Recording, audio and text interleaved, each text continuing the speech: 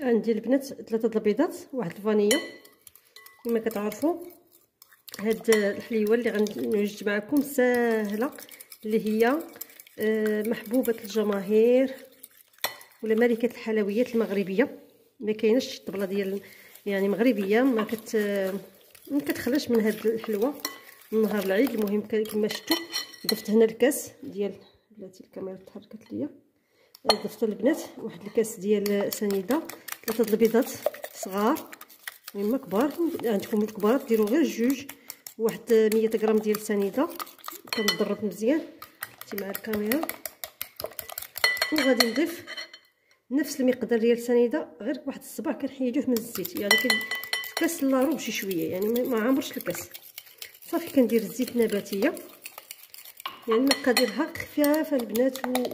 واللي بغات تعوض الفاني بالقشور ديال الحامض ممكن، ولا القشور ديال القشره ديال البرتقال يتشين. المهم النسمه كيبقى لك حسب الرغبه.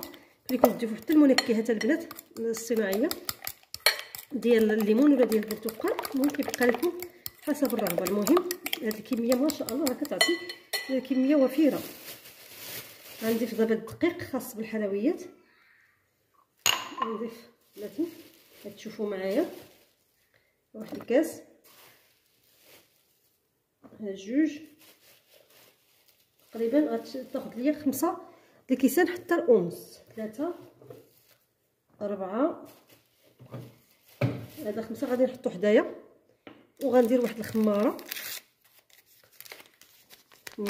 حمراء على وزن 8 غرام بحال هكا. وغنجيب واحد القريصه ديال الملحه ضروري باش اسميتو لتصحيح الذوق البنات، باش تجينا الحلوه ديالنا زوينه. المهم كنخلطوا هاد المكونات كاملين غير بشويه، وكنضيفوا الدقيق ديالنا. بغيت نشوف ندير هكا باش يبان لكم البنات، لان هذا سميتو السيبوره ما سميتو كتحرك ليا هكا.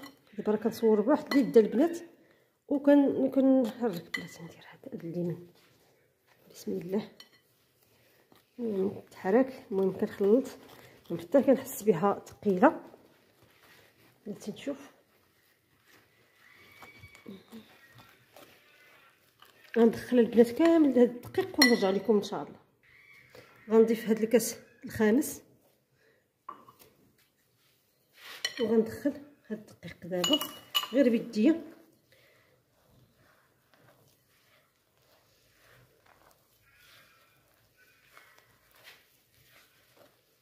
المهم العجينه ديالنا ما تجيش البنات القاصحه ولا رطبه عاوتاني، المهم بين وبين.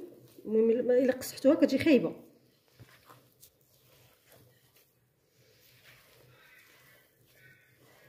ندخلو هذاك الدقيق باقي خصها شي شويه كتلصق.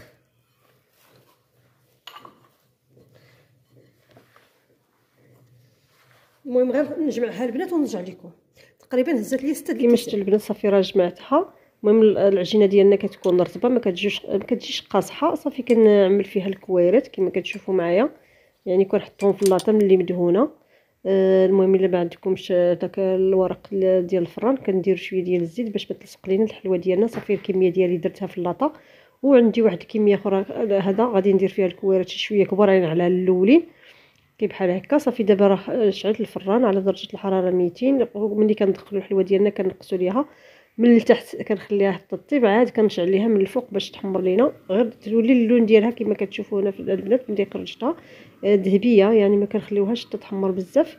صافي ومن التحت كتجي هذا طيبه كما كتشوفوا دابا. صافي يعني كنجيب دابا الكونفيتيره البنات فاش غادي نغطسها، وشويه ديال الكوك فاش غادي ضروري نزوقوها بشويه ديال الكوك. يعني كيما كتعرفوا الحلوه ترجبون ضروري من الكوك، اذا ما كاينش يعني ما كاين والو. صافي كيما كتشوفوا العمليه كندير بحال هكا البنات حتى كنكملهم كاملين. وهذا شويه اللي كيبقى في الاخر كيما شفتوا راه شعلت ليها من الفوق ومن التحت جات مشقه البنات، كتجي بحال ديال البهله.